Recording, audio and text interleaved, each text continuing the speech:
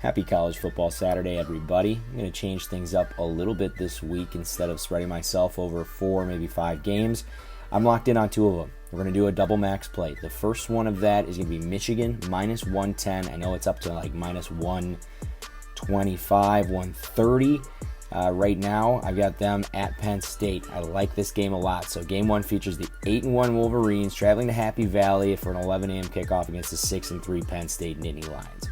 Penn State, they come into this game losing 3 of their last 4, and they're going to have their hands full.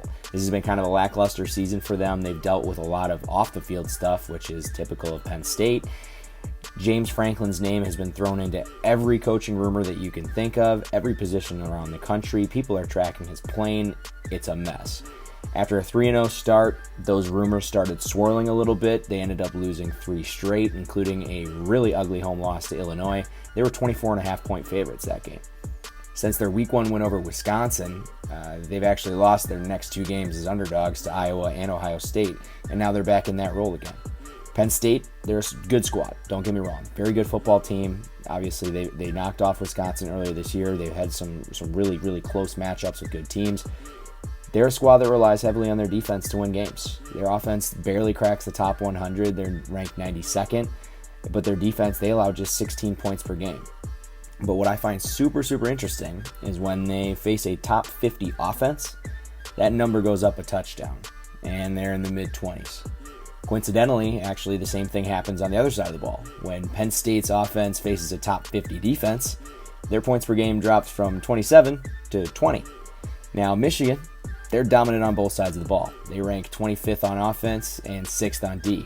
This might be the best squad that Harbaugh has had. It's yet to be seen. Obviously, they'll have to face Ohio State and a few other teams down the road here.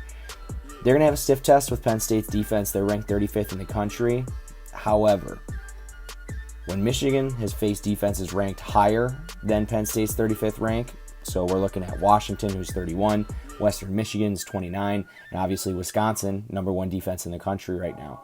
When they've played those teams, they've averaged just a hair under 40 points per game. They are blowing these teams out. Michigan's bread and butter is their run game. The Wolverines, they rank 6th nationally, averaging 234 yards per game.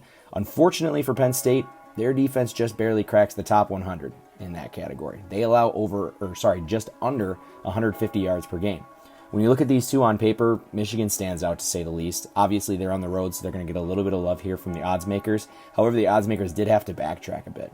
This game was offered as a future line at some books for plus 200 Michigan money line.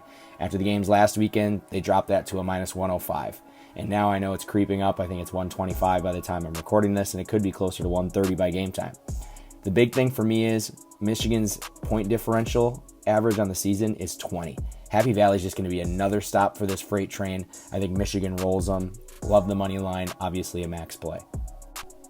So on the back half of the double feature, we're going to go back to North Carolina this weekend, and I'm hopping back on the Demon Deacons. Wake had a super fluky game last week against UNC. They should be undefeated right now. I think they got outscored 24-7 in the 4th quarter. They're facing a Wolfpack team. They've had a solid season, 7-2, but we have to dig a little bit deeper because I think you're going to see the clear edge at this one.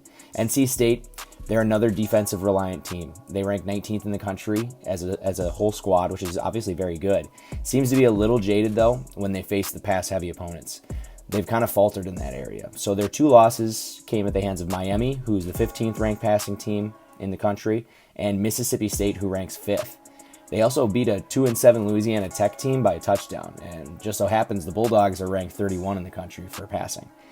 These tight games, they've been a trend for the Wolfpack, as 6 of NC State's games have been decided by 2 scores or less. So let's kind of run through it because it is an interesting group. Like I mentioned before, they lost to a 5-4 Mississippi State squad. They did beat Clemson by 6. That Louisiana Tech game was very, very strange. They won it by a touchdown.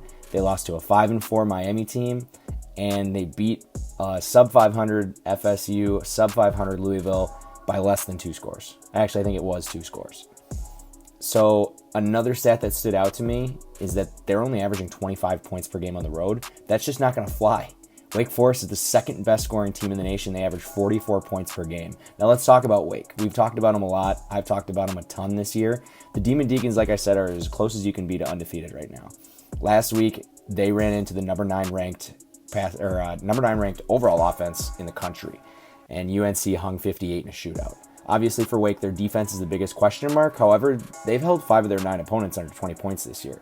The big thing for them is their ability to just overpower teams and blow them out. They've only had 3 games that have been decided by less than 14 points. They had a 37-34 win over Louisville, a 40-37 win over Syracuse, and a 58-55 loss in Chapel Hill last weekend. So all 3 of those opponents actually have the same thing in common. They all rank higher offensively than NC State this year. I could see this thing being tight early, but Wake Forest firepower is going to be way too much for the Wolfpack. I like them to continue to roll and go right towards that ACC championship game, because I do think I'm going to end up putting a future on Wake to make the college football playoff. I know that's kind of a big deal, but we'll see. So those are the 2 picks. Like I said, max them both. Wake Forest money line, Michigan money line. Good plays. Those are the only 2 for the day. I'll have a college basketball card as well. That shit's been red hot. So let's just keep it going.